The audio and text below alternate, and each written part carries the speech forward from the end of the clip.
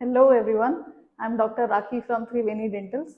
और आज हम बात करेंगे कि आपके ओरल हेल्थ पे क्या फ़र्क पड़ सकता है, क्या असर पड़ सकता है ड्यूरिंग प्रेगनेंसी। प्रेगनेंसी के टाइम पे क्यों आपको अपने दांतों का ज़्यादा ख्याल रखने की ज़रूरत है, उसके बारे में आज हम बात करेंगे।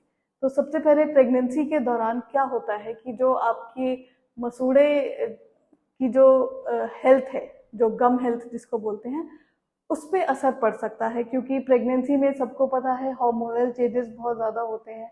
तो जो हार्मोन चेंजेस होते हैं, स्पेशली जो प्रोजेस्टेरॉन नाम का हार्मोन होता है, तो वो क्या काम करता है कि आपके मसूड़ों में एकदम जो ब्लड सप्लाई है, जो खून की मात्रा है, उसको बढ़ा देता है। तो उसकी वजह से कभी कभी क्या होता है कि मसूड़ों में हमारे बहुत सूजन आने लगती है ड्यूरिंग प्रेगनेंसी। प्रेगनेंसी के दौरान बहुत सूजन आपको देखने मिलेगी कई बार।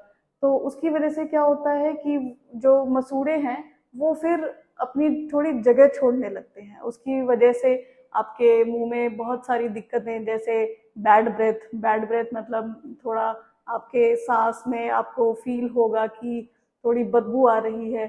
तो ऐसी शिकायतों का आपको सामना करना पड़ सकता है।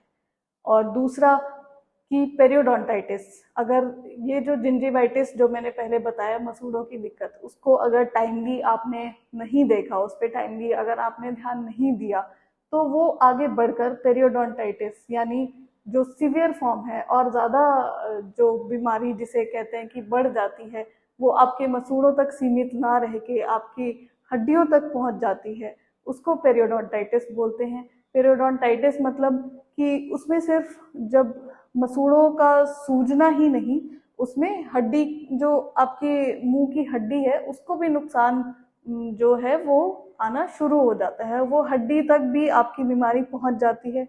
उससे क्या होगा, अब हड्डी ही हमारे दांतों को पकड़ के रखती है।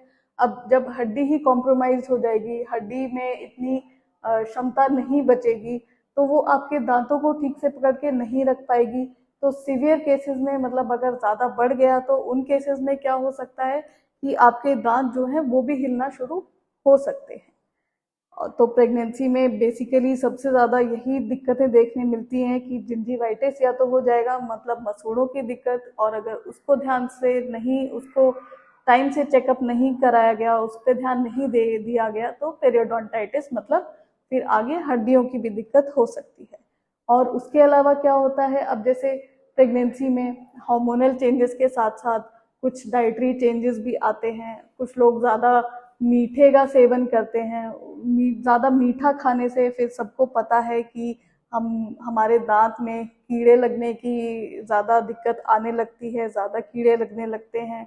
और क्योंकि हार्मोनल चेंजेस की वजह से पहले से ही हमारी ओरल कैविटी जो है, मतलब मुंह है, उसमें बैक्टीरियाज का भी थोड़ा चेंज होता है। बैक्टीरियाज के स्ट्रक्चर में भी थोड़ा चेंज होता है। मतलब जो आपके मुंह में प्रोटेक्टिव बैक्टीरियाज हैं, या फिर सलाइवा मतलब थूक की मात्रा है, वो भी कम हो सकती है। उसकी वजह से जो है आपके दांत जो केरीज प्रोन हो जाएंगे। केरीज प्रोन मतलब कि उनमें कीड़ा लगने की जो टेंडेंसी है वो फिर ज़्यादा हो जाएगी। तो प्रेगनेंसी में ये भी आपके साथ एक दिक्कत आ सकती है कि आपके दांतों में कीड़ा लगने की टेंडेंसी ज़्यादा बढ़ जाती है। और क्या हो सकता है उसके अलावा, प्रेगनेंसी ट्यूमर नाम की एक चीज़ होती है। प्रेगनेंसी ट्यूमर में क्या होता है कि ऑल्दो ये कंडीशन अपने आप भी चली जाती है, बहुत सीवियर एकदम फॉर्म नहीं लेती, बट कुछ केसेस में अगर वो दिक्कत कर रहा है, जैसे मसूड़े पे अगर आपको कोई भी स्वेलिंग दिख रही है, कोई सूजन दिख रही है किसी एक जगह, तो वो अगर आपको दिक्कत कर रही है, कभी उसमें दर्द हो रहा है या फिर उससे खून आ रहा है, तो ये भी प्रेगनेंसी में काफ़ी दिक्कत कई बार करता है।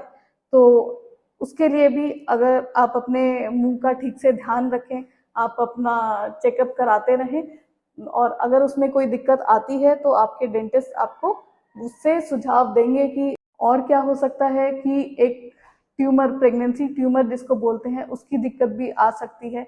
प्रेगनेंसी ट्यूमर मतलब कि अगर आपको अपने मसूड़ों पे कोई भी सूजन लगे, कोई दाने जैसी चीज़ लगे, तो उसको तुरंत आप अपने डेंटिस्ट को दिखाएं। ऑल्दो ये अपने आप भी ठीक हो सकती है, बट अगर बहुत आपको उसमें दिक्कत आ रही है, वहाँ से खून आ रहा है, तो फिर ये आप अपने डेंटिस्ट को ज़रूर दिखाएं और वही आपको बता पाएंगे कि ये इसके ट्रीटमेंट की हमें ज़रूरत है या फिर ये अपने आप भी रिजॉल्व मतलब अपने आप भी ठीक हो सकता है या नहीं। और एक सबसे इम्पॉर्टेंट बात, सबसे ज़रूरी बात ये है कि जब आप प्रेग्नेंट हों और आप अपने डेंटिस्ट को विज़िट करें तो आप उन्हें ज़रूर बताएं, क्योंकि नॉर्मल कोई भी डेंटल एग्जामिनेशन के दौरान हमें एक्सरे देने पड़ सकते हैं, IOPA मतलब छोटा एक्सरे, कोई स्पेसिफिक दांत का एक्सरे जिसमें आपको दिक्कत है वो, या फिर OPG जिसे पूरे मुंह का एक्सरे भी बोलते हैं, तो वो हमें लेने पड़ सकते हैं। बट अगर आप प्रेग्नेंट हैं तो वो अपने डेंटिस्ट को ज़रूर बताएं, क्योंकि प्रेगनेंसी में हम ये भी अवॉइड करते हैं, एक्सरेज हम नहीं प्रिस्क्राइब करते हैं प्रेग्नेंट लेडीज़ को। तो अगर आप प्रेग्नेंट हैं तो अपने डेंटिस्ट को ज़रूर बताएं। तो कोई भी एक्सरे जैसे डेंटल एग्जामिनेशन के दौरान आप अपने डेंटिस्ट को ज़रूर बताएं, क्योंकि जो एक्सरे की जो किरणें होती हैं उससे जो हमारा फीटस मतलब जो बच्चा डेवलप हो रहा होता है उसको नुकसान पहुंचने का खतरा रहता है। तो अब इन सब चीज़ों के बाद कि इन सब चीज़ों से कैसे बचें, कैसे अपना ध्यान रखें, उस बारे में हम बात करते हैं। तो सबसे पहले यही कि अपना ओरल हाइजीन अच्छा रखें, दिन में 2 बार ब्रश करें, रात में सोने से पहले ज़रूर ब्रश करें और अपने डेंटिस्ट को रेगुलरली आप विजिट करते रहें। और जो भी अगर आपको दिक्कत है, थोड़ी सी भी अगर आपको दिक्कत लगती है, चाहे वो बैड ब्रेथ से ही शुरू क्यों ना हो, बैड ब्रेथ मतलब कि मुंह से बदबू आना, आपको लगे कि ऐसा शुरू हो गया है, तो भी आप अपने डेंटिस्ट को विजिट करें, क्योंकि ये बहुत ज़रूरी है। अपनी डाइट का अच्छे से ध्यान रखें, ज़्यादा शुगरी, ज़्यादा स्टिकी फूड्स मतलब ज़्यादा मीठे और ज़्यादा चिपचिपे खाना जो दांत पे ज़्यादा चिपकता है उसका सेवन ना करें और रेगुलरली अपने डेंटिस्ट को विजिट करते रहें। डाइट के साथ साथ सॉफ्ट टूथब्रश का यूज़ करें, ज़्यादा हार्ड ब्रश यूज़ ना करें, ज़्यादा जोर से ब्रश ना करें और रेगुलर आप डेंटल चेकअप्स कराते रहें, अपने डेंटिस्ट को विजिट करते रहें। मैं बोलूँगी इवन आफ्टर डिलीवरी भी आप चेकअप कराएं, अपने दांतों की सेहत का ध्यान रखें। और अगर आपको इससे रिलेटेड और कोई भी क्वेश्चन है तो हमें कमेंट करके ज़रूर बताएं।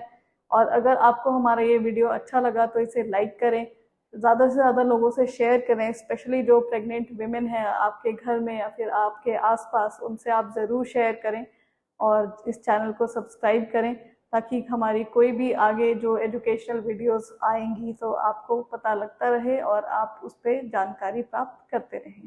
Thank you.